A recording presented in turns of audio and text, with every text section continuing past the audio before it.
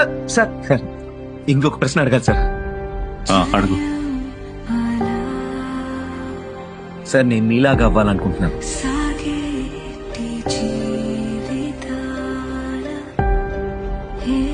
దానికోసం ఏం చేయాలి?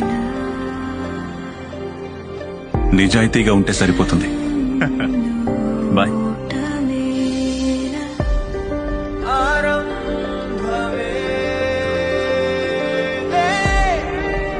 నా పెళ్లికి ఫస్ట్ ఇన్విటేషన్ సార్.